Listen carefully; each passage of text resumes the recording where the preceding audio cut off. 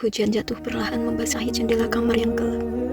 Aku duduk sendiri, memeluk ponsel seolah itulah satu-satunya teman hidupku. Di luar sana dunia tertidur, tapi di dalam dadaku ribut oleh bisikan dosa yang terus memanggil. Aku merasa aman karena tak ada siapapun di sekitarku. Tidak ada orang tua, tidak ada sahabat, tidak ada yang melihat. Setidaknya itu yang selama ini selalu kupercaya. Namun malam ini berbeda.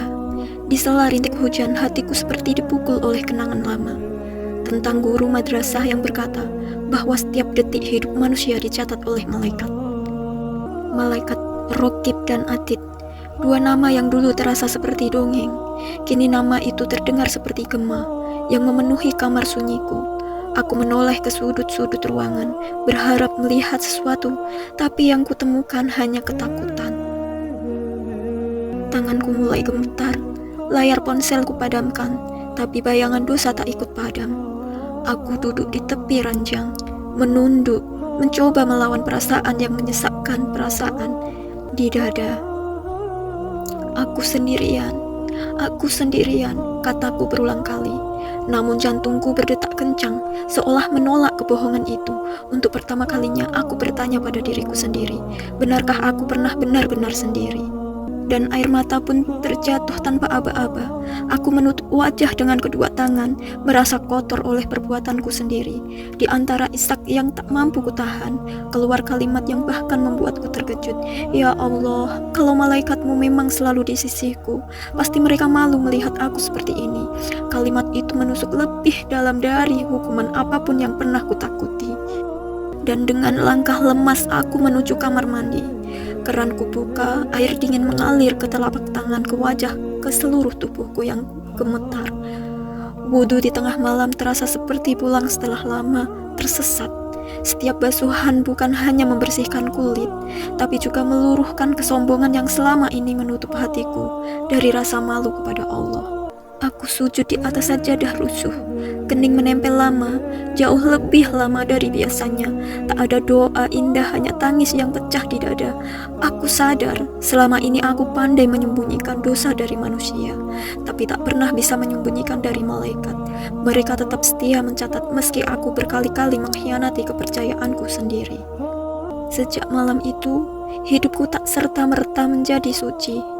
Godaan masih datang, kadang lebih kuat dari sebelumnya, tapi kini setiap kali tanganku hampir kembali menyentuh dosa, bayangan dua malaikat itu muncul, bukan sebagai ancaman, tapi sebagai pengingat.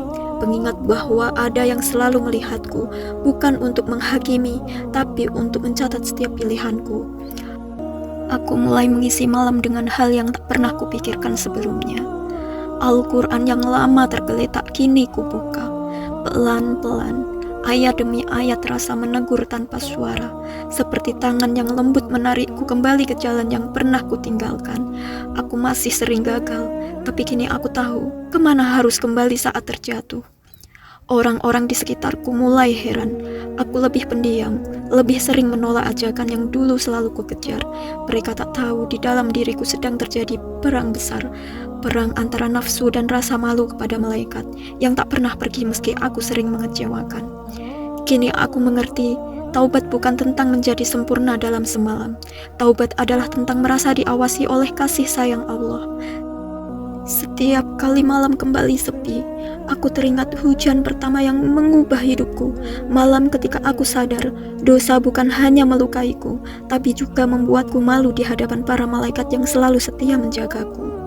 Dan kini aku mengerti, taubat bukan tentang menjadi suci seketika, tetapi tentang merasa diawasi oleh kasih sayang Allah. Jika malam ini kau merasa sendirian, ingatlah, kau tidak pernah benar-benar sendiri. Ada malaikat di kanan dan kirimu, mencatat bukan hanya dosamu, tetapi juga setiap usaha kecilmu untuk berubah.